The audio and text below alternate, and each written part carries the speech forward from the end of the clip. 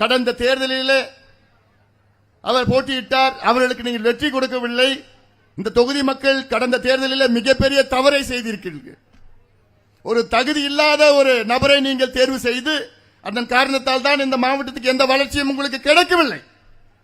இந்த தேர்தலிலும் அந்த தவறை செய்யாதீர்கள். காலங்காலமாக நீங்கள் சின்னத்தை பார்த்து வாக்களித்து வருகிறீர்கள். அந்த காலத்தில் நம்முடைய கர்ம வீரர் காமராசர் அவர்கள், அண்ணா அவர்கள், அவர்களெல்லாம் என்னை பொறுத்தவரை நேர்மையானவர்கள். அவர் நடத்துகின்ற கட்சி சார்பாக நேர்மையான வேட்பாளர்களை நிறுத்தினார்கள். அதனால்தான் அந்த காலத்தில் கண்மூடி அண்ணா அவர்களோ அல்லது காமராஜ் அவர்களோ எந்த வேட்பாளர் நிறுத்தினார்களோ கண்மூடி சின்னத்தை பார்த்து வாக்களித்தார்கள். ஆனால் அதற்கு பிறகு வந்தவர்கள் எல்லாம் நல்ல வேட்பாளரை நிறுத்துவது கிடையாது. தகுதி இல்லாதவர்கள், சாராயம் விற்கின்றவர்கள், போதைப் பொருள் விற்கின்றவர்கள், கொள்ளையடிக்கின்றவர்கள், இப்படி போன்ற வேட்பாளர்கள் தான் நிறுத்தி வருகிறார்கள். அதனால்தான் நான் சொல்கின்றேன், இந்த தொகுதியை பொறுத்தவரை வேட்பாளரை பார்த்து வாக்களியுங்கள். 57 ஆண்டு காலம் தமிழ்நாட்டை திமுக அண்ணா திமுக, திமுக அண்ணா திமுக என்று இரு கட்சிகள் ஆட்சி செய்து கொண்டிருக்கின்றார்கள். 57 ஆண்டு காலம் என்றால் இது அரை நூற்றாண்டு, ஹாஃப் செஞ்சுரி. நான் அப்ப பிறக்க கூட இல்லை. அப்பத்திலிருந்து திமுக அண்ணா திமுக, திமுக அண்ணா திமுக இவங்க ஆட்சி செய்து நல்லது செஞ்சா பரவாயில்ல, நாசப்படுத்திட்டு இருக்கிறாங்க. தலைமுறையா நாசப்படுத்திட்டு இருக்கிறாங்க. இங்க இருக்கின்ற தாய்மார்களுக்கு நான் சொல்றேன், மீண்டும் மீண்டும் சொல்லிட்டு வரேன். நான் இங்க திண்டுக்கல் தாய்மார்கள் மட்டும் கிடையாது, தமிழ்நாட்டில் அத்துணை தாய்மார்களுக்கும் உங்களுக்கு எச்சரிக்கை.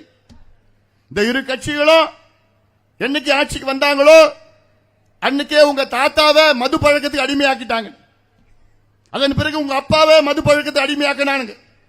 அதன் பிறகு உங்க வீட்டுக்காரனா மது பழக்கத்துக்கு அடிமையாக்கினாங்க. அதன் பிறகு உங்க பிள்ளைகளை மது பழக்கத்துக்கு அடிமையாக்கினாங்க. இன்னைக்கு உங்க பேர பிள்ளைகளை மது பழக்கத்துக்கு அடிமையாக்கிட்டு இருக்கிறாங்க. இன்னுமா இவங்க ஆட்சியில் இருக்கணும்? இந்த தேர்தலில் எங்களுக்கு வெற்றியை கொடுங்கள். இந்த வெற்றி மூலமாக 2026 தமிழ்நாட்டில் திமுக அண்ணா திமுக இல்லாத ஒரு கூட்டணி ஆட்சியை நாங்கள் அமைப்போம். இது மக்களுடைய நீண்ட கால ஆசை, கனவு, இது உறுதி. அதற்கு முன்னோட்டம் தான் இந்த நாடாளுமன்ற தேர்தல்.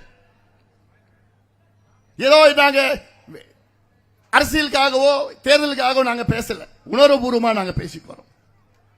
எங்களை பார்த்து இது ஏதோ கொள்கை கூட்டணி கிடையாது, வெவ்வேறு கொள்கை உள்ள கட்சிகள் ஒன்றா சேர்ந்திருக்கிறாங்க, இப்படி எல்லாம் எங்களை பார்த்து விமர்சனம் செய்கின்ற முதலமைச்சர் அவர்கள் எனக்கு சிரிப்பா வருது.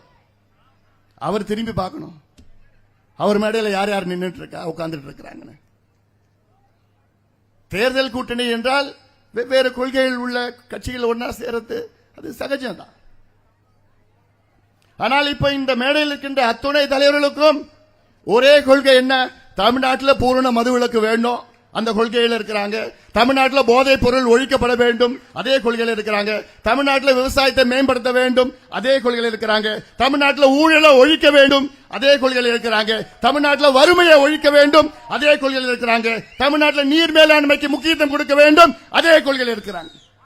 தமிழ்நாட்டை வளர்ச்சி பெற வேண்டும், வளர்ச்சி பெற வைக்க வேண்டும், அதே கொள்கையில், எல்லாமே ஒரே கொள்கையில் தான் இருக்கிறோம்.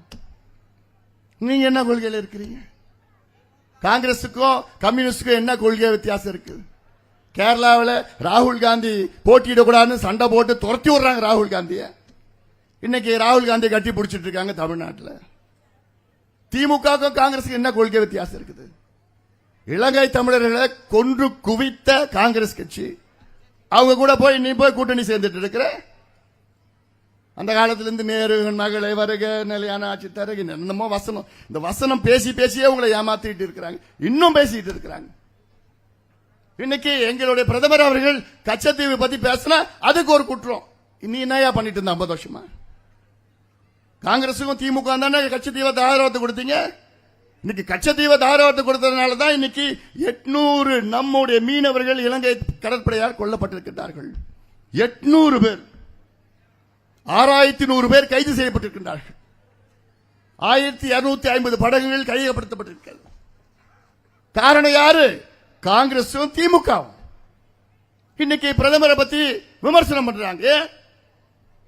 பிரதமர் அவர்கள் கச்சத்தீவை மீட்டெடுக்க முடியாதா? உறுதியாக செய்வார், செய்து காமிப்போம். நாங்க செய்திகளை உடனுக்குடனும் துல்லியமாகவும் தெரிந்து கொள்ள சப்ஸ்கிரைப் பண்ணுங்க.